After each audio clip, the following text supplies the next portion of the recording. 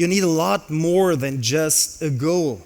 For an outstanding success story, you also need pain.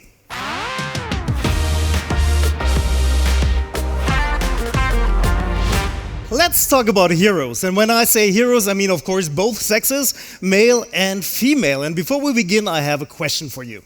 How many of you, before falling asleep in the evening, go through your day mentally and say to yourself, today I was a real hero?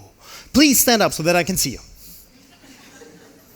Oh, it's so great to have a hero in the house. Let's see her. I'll come back to you. Good. My understanding of the word hero goes back to a man named Joseph Campbell. Some of you may know his name, others may even know his life's work.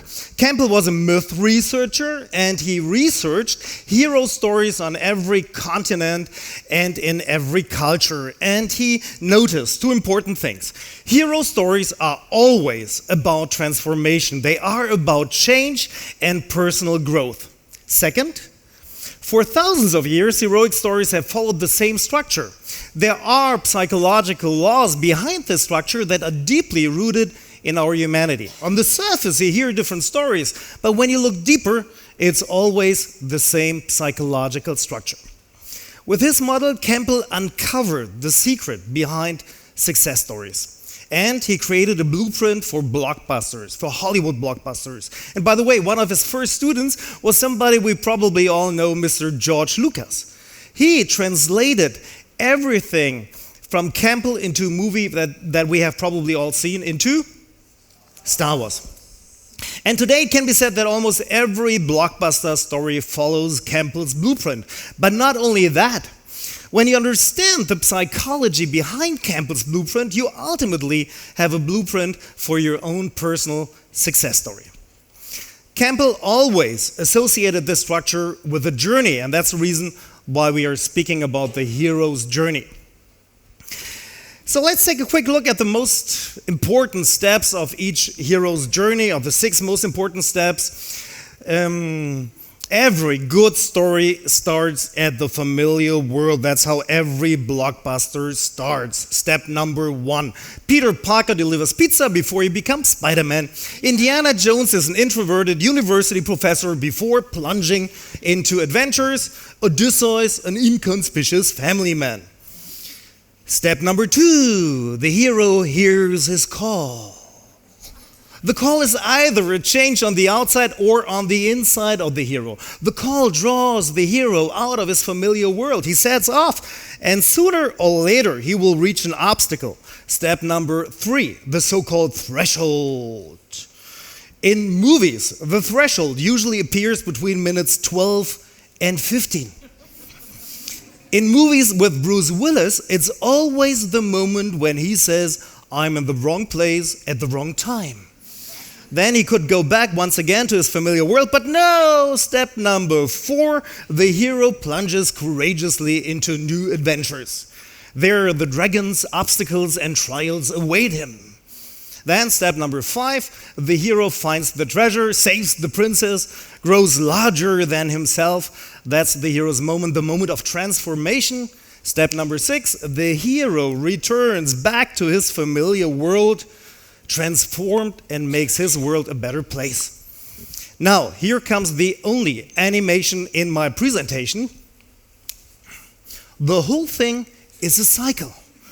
And therefore, you have Harry Potter 1, Harry Potter 2, and Harry Potter 3, as well as Indiana Jones 1, 2, and 3. The hero throws himself into new adventures over and over again. And if you take a look at this image now, you will recognize that you all have been on a hero's journey many times. For instance, this evening is a hero's journey. Back in your familiar world, you heard the call, Gedankentanke. You followed that call, hopefully not just because you were told to. Some of you have overcome obstacles to be here tonight. Perhaps there was a bodyguard or somebody else who wanted to hold you back. Maybe even your partner. Don't go to Gedankentanken, it's Grandma's birthday. But heroes such as you chose to plunge into the adventure of this night. Tonight you will kill dragons, overcome mountains of information, and maybe there will be a moment when you feel, I will not survive. But then you return, transformed back to your familiar world with the treasure of knowledge. This evening is a hero's journey. Your first kiss, a hero's journey. Back when you left kindergarten, the familiar world of kindergarten, and you stood at the threshold of elementary school, your parents behind you as mentors. Son, daughter, go in there. Years later, you return, transformed from that to a bigger, stronger, brighter, and I'm pretty sure many of you have achieved a lot more than just elementary school. Yes or yes? Yes. Okay, raise your right arm. Pat yourself on the shoulder or on the chest and say, there is a hero within me. Okay. And that's important to remember because too often we forget the many heroes' journeys we have already taken. And we all know you can be an even better hero, and that's why we're here tonight. This is part of your journey. Over the last 10 years, I've dealt with the hero's journey in a very special way. I have what many people consider a very strange, some people say unique hobby. Whenever I hear or read about people who have done something outstanding in their lives, I want to meet them in person. So in recent years, I had many wonderful encounters with inspiring people.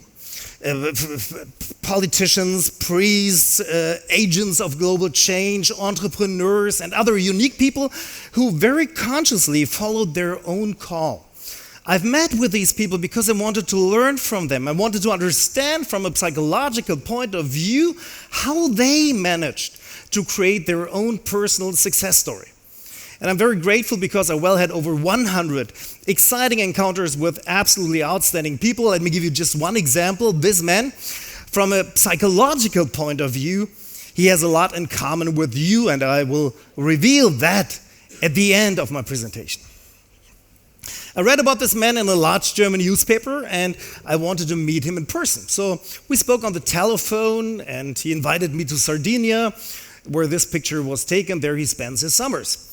His name is Axel Mitbauer. To understand his story, we have to go back in time.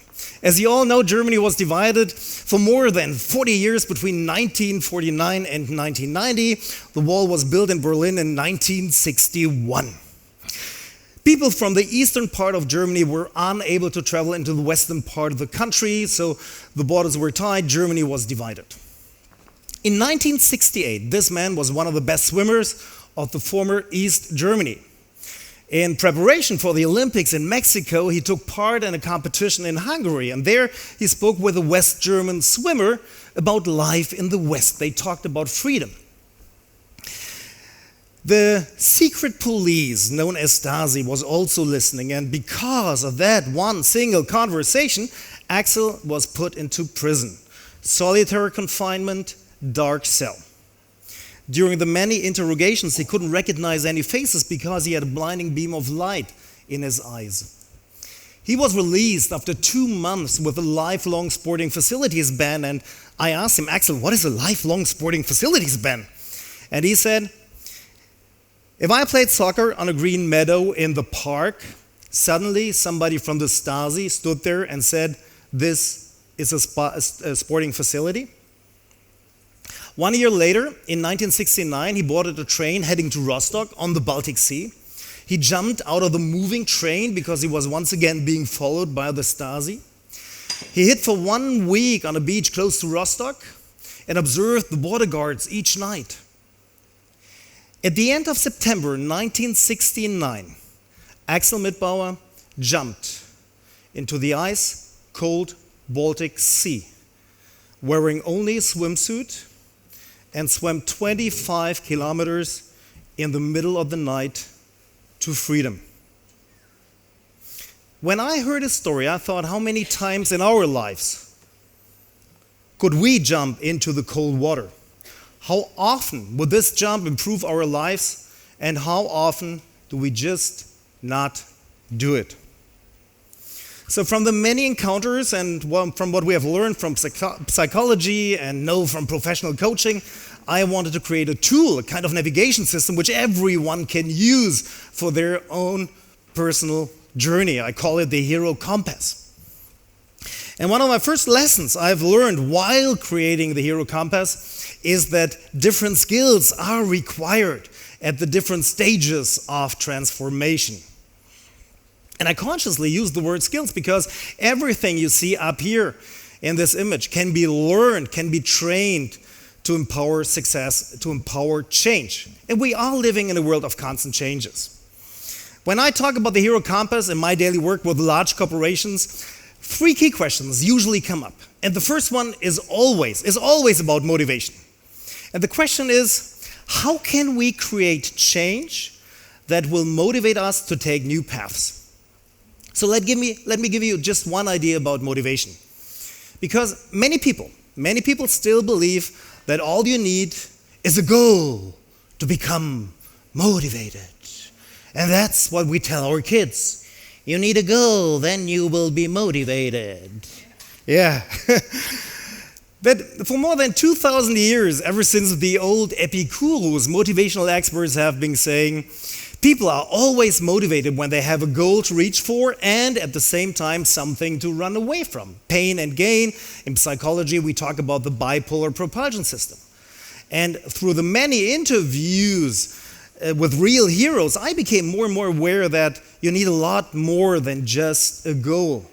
For an outstanding success story, you also need pain. Let's come back to Axel Mitbauer once again, because when I asked him about the motivation behind his jump, I thought I already knew his answer, but his answer absolutely floored me. And that's what he said. He said, no, it was not only the goal of freedom, but what really motivated me were 2 simple questions. If I don't make the changes now, what will my life be like in 5, in 10, or in 20 years from now? And how will I explain to my children and my grandchildren why I didn't make the change? High levels of motivation develop in cases where people are driven from both sides. And you know what? Often we don't make the necessary changes in our lives because we simply have it too good. Still too good. And if we take a look at the bigger issues of today's world, especially climate, I have the feeling we should be asking ourselves more questions like Axel Mitbauer did. Not only a goal, but if we don't make the necessary changes now, how will our lives be like in 5, in 10, or in 20 years? And how will we explain to our children that we didn't make the change?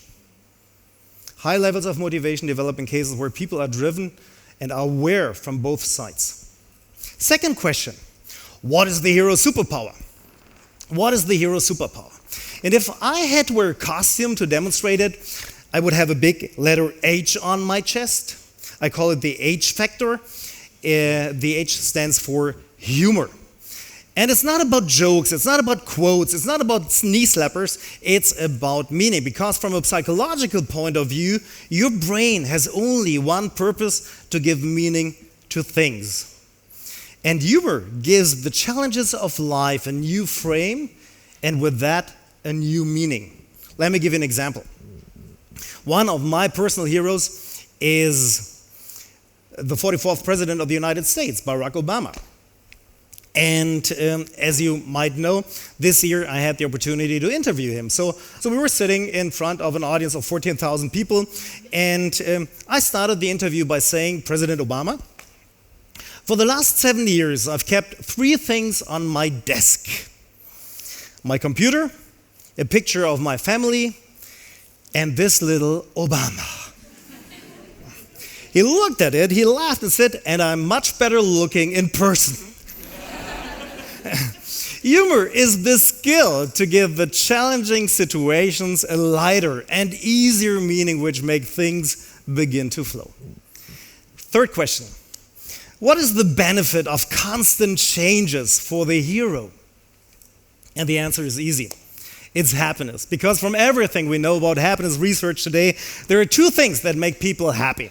First, anyone who establishes a goal, sets off, overcomes barriers, learns something new, jumps into the cold water and achieves their goal, they will be happy because achieving a goal always releases endorphins which make you glow from within. Endorphins are the reward of nature for achieving your goals. And there is a deeper form of happiness. And that brings me to the role of a mentor. In good stories, the mentors are always widely traveled heroes themselves, such as John Keating in The Dead Poets Society. And I love this picture because it demonstrates that the aim is to give these emerging heroes a new perspective, a new truth. Carpe diem, seize the day. So let me close the circle by returning to Axel Mitbauer, who also experienced this deeper form of happiness. I won't forget, we sat together on Sardinia over a glass of wine, and I asked him what he was particularly happy about in his life. And he radiated from the inside out, and that's what he said. I'm happy that my story has inspired so many people to courageously go their own way. Through the person you will become via your own journey, you will inspire others to do the same. And this will give you the deepest form of happiness. So my wish for you tonight is that you embrace changes, that you follow new path, thereby inspiring others by the person you have become. There has never been a time where the world needed new heroes more than now. So follow your path, be happy, and may the force be with you.